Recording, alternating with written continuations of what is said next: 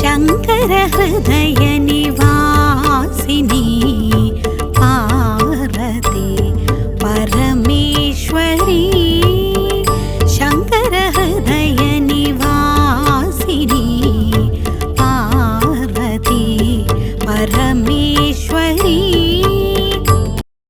జై జగన్మాత బగళాముఖి. ఓం క్రీం బగళాముఖి వరదే సర్వసౌభాగ్యప్రదాయిని సమస్త భక్తానాం సర్వాభీష్టం సాధయ సాధయ క్రీం ఓం స్వాహ. ఇది ఒక విఐపి యొక్క జాతకం. సందేహం అక్కర్లేదు. ప్లానటరీ పొజిషన్, వయస్సు లాంటివన్నీ కరెక్టే. ఇందులో ఏ కరెక్షన్ లేదు. ఈమె ఒక 2 నెలల ముందు నన్ను కలవడానికి వచ్చారు. ఒక లేడీ, ఆమె భర్త, అదేవిధంగా భర్త యొక్క తల్లిదండ్రి, మరో వ్యక్తి వచ్చారు. అంటే ఒక లేడీ, భర్త, భర్తకి అమ్మా నాన్న, మరో వ్యక్తి అంటూ 5 మంది లోపలికి వచ్చారు. వాళ్ళు లోపలికి వచ్చి జాతకం ఇచ్చారు.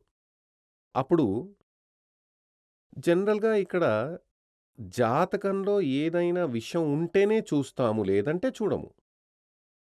అంతకుముందు బెంగళూరులో ఒక అపాయింట్మెంట్ వచ్చింది. అక్కడికి వెళ్ళాను.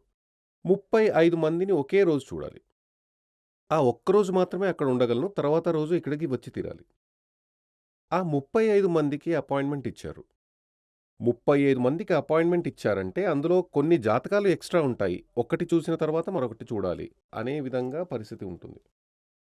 అందులో 18 మందిని నేను వెనక్కి పంపేశాను.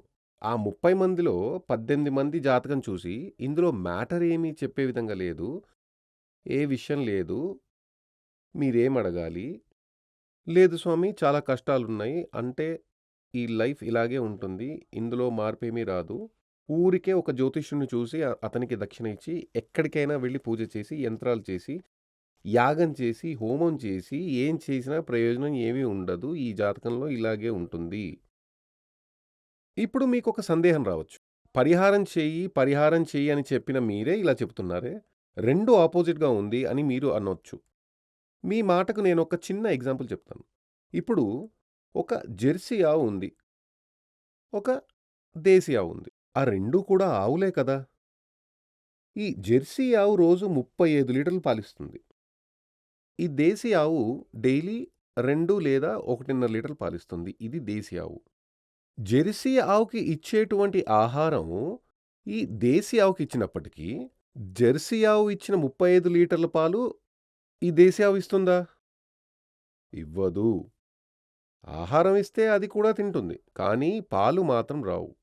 అదే విధంగానే జాతకంలో యోగం ఉంటే మాత్రమే పూజ చేసినప్పుడు అది 100% వర్కౌట్ అవుతుంది. లేదంటే ఆ పూజ వల్ల ఫలితం లేదు. తర్వాత జన్మలో ఆ పూజా ఫలం లభిస్తుంది. కాబట్టి అదే విధంగా కొందరు జాతకంలో చెప్పడానికి ఏమీ ఉండదు. ఏదైనా పరిహారం చేసినప్పటికీ అదేమీ వర్కౌట్ అవ్వదు. కాబట్టి వాళ్ళని తిప్పి పంపిస్తారు. అలాగే ఈ జాతకం చూసినప్పుడు పెద్దగా విషయాలేమీ లేవు. అప్పుడు నేనేం చెప్పానంటే, అన్నీ బాగానే ఉన్నాయి కదా! మంచి విద్య ఉంది, మంచి ఉద్యోగం ఉంది, మంచి రాబడుంది, మంచి ఇల్లు, వాహనం, మంచి కుటుంబం అన్నీ బాగానే ఉన్నాయి. మరి జాతకం ఎందుకు చూస్తున్నారని అడిగితే ఆయనకి లగ్నాధిపతి శుక్రుడు దశకాలంగా ఉంది. అది లగ్నాధిపతి దశకాలంలో రాహు చూపు ఉంది. లగ్నాధిపతి 2వ స్థానంలో కుజుడి ఇంట్లో ఉంది. అదిక్కడ కుజుడు, శుక్రుడు పరివర్తన జరిగింది. ఈ విధంగా కొన్ని చెప్పుకోదగ్గ కొన్ని యోగాలు జాతకంలో ఉన్నాయి. నిజానికి అప్పుడు నాకు పెద్దగా మూడ్ లేదు. కాబట్టి నేనేం చెప్పానంటే, అన్నీ బాగున్నాయి, ఇలాగే కదా ఉంది. మంచి ఉద్యోగం, మంచి విద్య, మంచి ఉద్యోగం, మంచి కుటుంబం, మంచి ఇల్లు, మంచి వాహనం, మంచి సాలరీ అన్నీ ఉన్నాయి కదా! అవును, అన్నీ ఉన్నాయి. మీరు చెప్పినట్టే ఉన్నాయి. మరైతే ఇప్పుడు ఎందుకు చూస్తున్నారు? అప్పుడు ఆ మహిళ ఏం చెప్పారంటే, అదేమిటంటే ఆమెది ఈ పుష్య నక్షత్రం. ఆమె ఏం చెప్పారంటే, స్వామి వీళ్ళు అంటే ఆమెతో పాటు వచ్చిన తండ్రి కాకుండా మరో వ్యక్తి గురించి చెప్పారు. ఈయన మా యొక్క ఫ్యామిలీ ఆస్ట్రాలజర్. ఈయనే మిమ్మల్ని చూడాలని మమ్మల్ని పిలుచుకుని వచ్చారు. అప్పుడు నేను ఆయన అడిగాను, మీరు ఆస్ట్రాలజర్ అని చెబుతున్నారు. మరైతే ఇక్కడ ఎందుకు తీసుకొచ్చారు? మీరే చెప్పొచ్చు కదా! ఇందులో చూస్తే మీకే తెలుస్తుంది కదా! సమస్య ఏమీ లేదు కదా! అప్పుడు ఆయన ఏం చెప్పారంటే, లేదు స్వామీ, మీరు కొంచెం డీప్‌గా చూడండి. అందులో ఒక సమస్య కనిపిస్తోంది.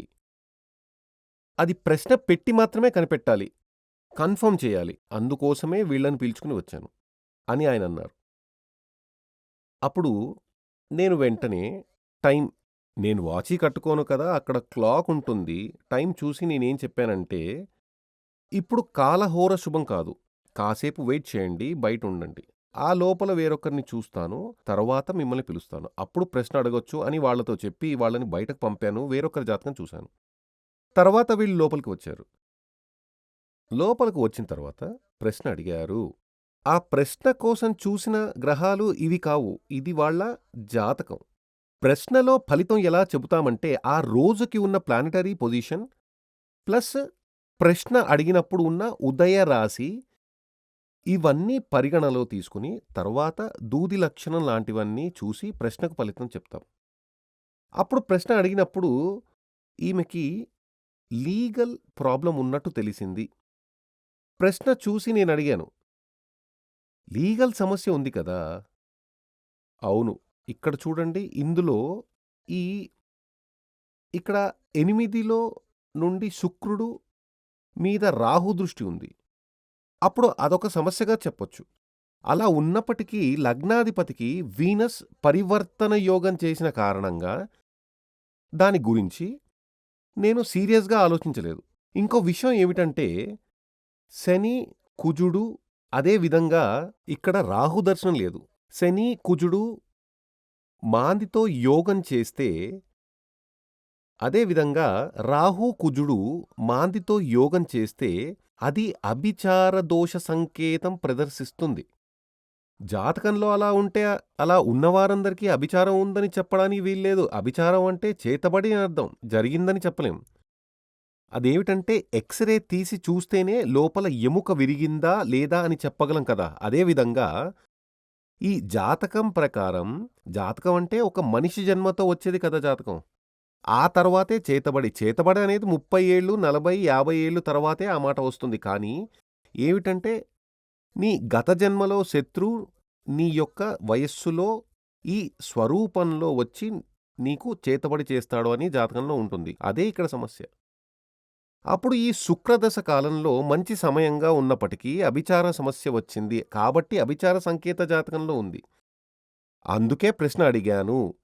అది మాత్రమే కాదు.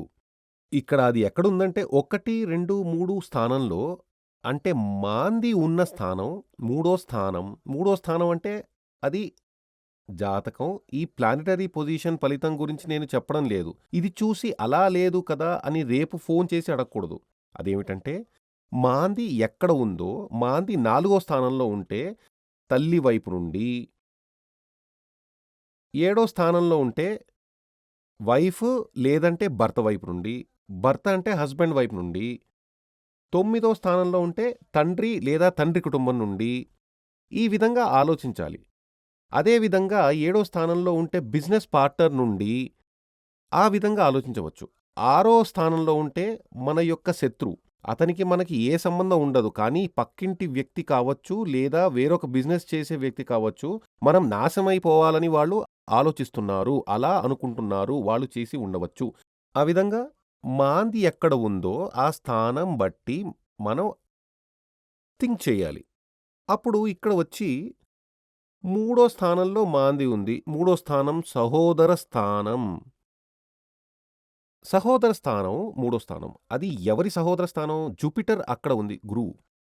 అప్పుడు నేను చెప్పాను, ఆమెతో ఆ లేడీతో చెప్పాను. మీ యొక్క హస్బెండ్ యొక్క సహోదర స్థానంలో అది కూడా ఆ మాంది దర్శనం చేస్తున్న శని ఎక్కడ ఉంది? శుక్రుడు ఇంట్లో నుండి చూస్తోంది. శుక్రుడు మాంగళ్య కారకుడు, కళత్రకారకుడు. క్లుప్తంగా అదే విధంగా బుధుడు ఇక్కడ నపుంసక గ్రహం. ఇక్కడ మనకి దైవ కృప ఉంటేనే అన్నీ కరెక్ట్‌గా లభిస్తాయి. అప్పుడు నేనేం చెప్పానంటే, మీ యొక్క భర్త యొక్క సహోదరి పవర్‌ఫుల్‌గా చేతబడి చేశారు. చాలా సార్లు చేశారు. అదే మీ సమస్యలన్నిటికీ కారణం. శరీరం మొత్తం దురద పెడుతోందా అని అడిగాను. అవును స్వామీ, చాలా శరీరం మొత్తం దురద పెడుతోంది. అదేమిటంటే లగ్నంలో రాహు ఉంటే, లగ్నంలో రాహు దృష్టి ఉంటే అలా జరుగుతుంది. కానీ ఈమె జాతకంలో లగ్నంలో రాహు లేదు. రాహు దృష్టి కూడా లేదు. అప్పుడామె చెప్పింది చేతులు, కాళ్ళు పుండులాగా ఇలా ఇచ్చింగ్ గోకుతూ ఉంటారు కదా! దురద పెట్టి గోకి గోకి చాలా ట్రీట్మెంట్ చేశాను కానీ నయం కాలేదు. చేతబడి జరిగింది.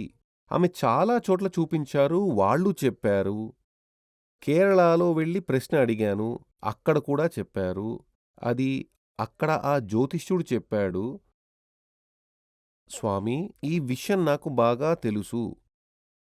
నాకు చాలా డీప్‌గా ప్రశ్న అడగడం తెలియదు. కానీ నేను ప్రశ్న అడిగినది చూసినప్పుడు, ఈమె యొక్క భర్త యొక్క సహోదర స్థానం నుండి చేతబడి జరిగిందని నాకు స్పష్టంగా తెలుసు. కానీ నేను చెబితే వీళ్ళు నమ్మరు. అందుకే నేను వీళ్ళని ఇక్కడికి తీసుకొచ్చాను అని ఆయన అన్నాడు. అప్పుడు ఆ భర్త చెప్పాడు, స్వామీ, వాళ్ళు ఈ విధంగా చేసినట్టు నాకు ముందే తెలుసు. వాళ్ళు చెప్పే ఈ పని చేశారు. నా సహోదరే ఈ పని చేసింది. చాలా దుర్మార్గమైన క్యారెక్టర్.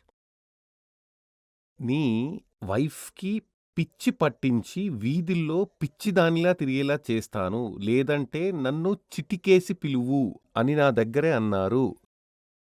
కానీ ఈ స్థాయిలో చేతబడి చేసే వ్యక్తి ఉంటారా? చాలా పవర్‌ఫుల్‌గా ప్రభావం చూపింది. ఉంది స్వామీ.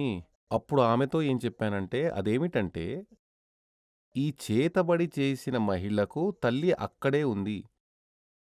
స్వామీ, ఆమె చాలా సార్లు ఇలా చేసింది. నేను చాలా సార్లు చెప్పాను. ఇది తప్పు. అలా చెయ్యకూడదు అని చెప్పాను. కానీ ఆమె అలా చేస్తూనే ఉంది. ఒక చోటికి వెళ్లి ఇలా చేస్తున్నారు. అక్కడ ఈ విధంగా చేతబడులు, దుష్ట పూజలు చేస్తున్నారు. చాలామంది ఆ దుష్ట పూజలు ఫలించిన అనుభవం ఉన్నవాళ్ళు అక్కడికి వస్తున్నారు. నేను ఇది చేశాను. నాకు ఆ ఫలితం వచ్చింది. ఆ విధంగా నేను 2, 3 సార్లు అక్కడికి వెళ్ళాను అని ఆమె చెప్పింది. ఇక్కడ చూస్తే ఆ ప్రశ్న అడగడం అనేది ఎంత కరెక్ట్‌గా ఉందో, జ్యోతిష్యం అనేది ఎంత కరెక్ట్‌గా ఉందో, అందులో ఎలాంటి మాయం లేదు, తప్పు లేదు. 100% ఇదివరకే ఒక చోట చెప్పిన విధంగా 4, 3 కలిపితే 7. అదే పైన, కింద వెళ్ళదు. కానీ మనం ఏం చేయాలంటే, శాస్త్రీయంగా ఆ విషయంలో చదవాలి. మనం ఇష్టం వచ్చినట్లు అందులో ఏం చెయ్యకూడదు. ఇందులో ఏం చేస్తాము, అది మాత్రమే మన దృష్టిలో ఏం తెలుస్తుందో, అది మాత్రమే చెప్పాలి తప్ప, మనం అందులో ఏదీ చెయ్యకూడదు. ఇక్కడ నేను చెప్పేది ఇది మాత్రమే. ఇందులో ఏం తెలుస్తోందో అది మాత్రమే చెబుతాను. చాలా అరుదుగా కొందరు ఇక్కడికి వచ్చినప్పుడు, ఇక్కడికి వచ్చి జ్యోతిష్యం చూసి వాళ్ళకి పరిహారం చేయడానికి ఇక్కడికి వచ్చి ఏ పరిహారం చెయ్యాలని చెప్పినప్పటికీ, ఇది చేస్తే వర్కౌట్ అవుతుందా? వర్కౌట్ అవుతుందని తెలిస్తే మాత్రమే ఆ పూజ మేం చేస్తాము. లేదంటే చెయ్యం. కాబట్టి అది వర్కౌట్ అవుతుందా అనేది ప్రశ్నతో మాత్రమే తెలుస్తుంది. కాబట్టి ప్రశ్న శాస్త్రం చూస్తే మనకి అవసరమైన క్లారిటీ వస్తుంది. అలా కాకుండా వాళ్ళు డబ్బిస్తారని, సరే మేం పూజ చేస్తాము అని విధంగా డ్రామా, నాటకం, ఫ్రాడ్ చేయడం లాంటివి ఇక్కడ ఉండదు. ఎందుకంటే నేను పుట్టుకతోనే సకల భాగ్యాలు, అన్ని భోగాలు ఉన్న కుటుంబంలో పుట్టాను. ఇప్పుడు అవన్నీ మహాదేవి అనుగ్రహంతో పుష్కలంగా ఉంది. ఎవరిని అబద్ధం చెప్పి, మోసం చేసి, ఏదైనా చేసి డబ్బు సంపాదించాల్సిన అవసరం లేదు. చిన్న వయసు నుండి పెద్ద కుటుంబంలో పుట్టి, స్కూల్‌కి, కాలేజీకి చదవటానికి వెళ్ళినప్పుడు కూడా డైలీ 2 గంటల సేపు గురుకులంలో చదవాలి. స్కూల్ నుండి వచ్చాక, కాలేజ్ నుండి వచ్చాక మళ్ళీ గురుకులానికి వెళ్లి చదవాలి. స్కూలు, కాలేజీ వెకేషన్ సమయంలో కూడా ఫుల్లుగా గురుకులంలోనే ఉండి చదువుకోవాలి అని చాలా కష్టపడి 16 సంవత్సరాలు చదివిన ఫలితమే ఈ జ్ఞానం. ఇప్పటికీ నేను చదువుతూనే ఉన్నాను. చాలా బుక్స్ ఉన్నాయి. పాతకాలంలో ఆనాటి ఆచార్యులు రాసిన పుస్తకాలు, ఇప్పటి వాళ్ళు రాసిన పుస్తకాల్లో ఏమీ లేదు. అందులో నిజమేమీ లేదు. ఇటీవల రాసిన ఒక పుస్తకం. ఇక్కడ నా రిలేషన్ ఒక వ్యక్తి నన్ను చూడ్డానికొచ్చారు. అప్పుడు ఒక పుస్తకం ఇచ్చారు. ఆ పుస్తకంలో ఒక పేజ్ తెరిచి చూసినప్పుడు అందులో ఒక స్వామి. ఆయన పేరు నాకు జ్ఞాపకం లేదు. ఆ స్వామి ఏం రాశాడంటే, బుద్ధి ఉన్నవాడు, అది మలయాళం బుక్కు. అందులో మలయాళంలో బుద్ధి ఉన్నవాడు ఉదయమే నిద్ర లేవగానే జపమాల చేతికి అందుకుంటాడు. ఎంత మూఢత్వం చూడండి. తెల్లారి లేవగానే జపమాల చేతికి తీసుకుంటారా? తెల్లారి లేచిన తర్వాత టాయిలెట్ వెళ్ళాలి, స్నానం చేయాలి, ఎన్ని పనులున్నాయి? ఇంట్లో చేయాల్సిన పనులు ఎన్నో ఉంటాయి. ఒకవేళ సాధువులైనప్పటికీ తెల్లారి లేవగానే జపమాల పట్టుకుంటారా? లేదు. కానీ అది చదివి ఫాలో అయ్యేవాళ్ళు వేల మంది ఉంటారు. అయ్యో! ఎంత కరెక్ట్‌గా చెప్పాడు. ఆ విధంగా ఫాలో అయిపోతారు. అదంతా బుద్ధి లేని వాళ్ళ పని. కానీ బుద్ధి, జ్ఞానం ఉన్న మంచి గురువు హిందూ సమాజాన్ని ఉద్ధరించాలి. అందుకే నాకు వీలైనంతగా అంటే సేతు సముద్రంలో ఇక్కడ నుండి శ్రీలంక వెళ్ళడానికి సేతుబంధనం అని ఒకటి కట్టారు కదా! శ్రీరాముడు సీతను కాపాడేందుకు వెళ్ళినప్పుడు ఒక వంతెన కట్టారు. అందులో ఒక ఉడత అది వెళ్ళి అదేం చేస్తుంది? నదిలోకి వెళ్ళి సముద్రంలోకి దూకుతుంది. దూకినప్పుడు ఏమవుతుంది? ఒళ్ళంతా తడవుతుంది కదా! తీరానికి వచ్చి మట్టిలో ఇలా దొర్లుతుంది. అప్పుడేమవుతుంది? ఒళ్ళంతా మట్టి అంటుకుంటుంది. అక్కడ నుండి పరిగెత్తుకుంటూ వెళ్ళి నీళ్ళల్లో వదిలేస్తుంది. ఇక్కడేం జరుగుతోంది? ఆ మట్టి సముద్రంలో పడుతోంది కదా! ఆ వంతెన కట్టడానికి, ఆ సేతు కట్టడానికి అది దానివల్ల అయిన సాయం చేస్తోంది. అలాగే ఒక చిన్న ఉడతలా నన్ను కూడా భావిస్తే చాలు. హిందుత్వం అనేది ఒక మహాసముద్రం. నేను ఏం చేసినా అక్కడేం జరగదని నాకు బాగానే అర్థమవుతోంది. కానీ శాస్త్రీయంగా నేను దీన్ని చదివాను. నలుగురికి ఉపయోగపడుతుంది. నలుగురూ ఇది చదవాలి. నేను కొంతకాలమే ఈ లోకంలో ఉంటాను. ఆ తర్వాత నాలాగా వేల మంది రావాలి. సూర్యమంగళం నుండి రావాలి. ఆ విధంగా భావించే ఇలాంటి విషయాలన్నీ చెబుతున్నాను. జగన్మాత మహాదేవి అనుగ్రహంతో మీ అందరికీ ఆయురారోగ్య సౌఖ్యాలు, సర్వకార్యసిద్ధి జరగాలని ఆశీర్వాదం చేస్తున్నాను. శ్రీ సూర్యమంగళం అద్వైత వేద విద్యాపీఠంలో తాంత్రిక పూజల్లో సిద్ధహస్తులైన ఎందరో ఆచార్యులు అమావాస్య, పౌర్ణమి రోజుల్లో ప్రత్యేక యాగాలు నిర్వహిస్తారు. ఈ యాగాల్లో పాల్గొనడం ద్వారా తల్లి శ్రీ బగళాముఖీదేవి అనుగ్రహం వల్ల సర్వదోషాలూ పోయి సకల సౌభాగ్యాలు మనకు కలుగుతాయి. శ్రీ సూర్యమంగళం అద్వైత వేద విద్యాపీఠం జ్యోతిష్యం, ప్రశ్నలు, వాస్తు, తాంత్రిక పూజలు మరియు వేదయాగాలు నిర్వహిస్తారు. సంప్రదించవలసిన నంబర్ 7305442299 7305442299. చెన్నై, కోయంబత్తూర్, బెంగళూరు, హైదరాబాద్, విజయవాడ, ఢిల్లీ, ముంబై, తిరునల్వేలి, టెక్సాస్.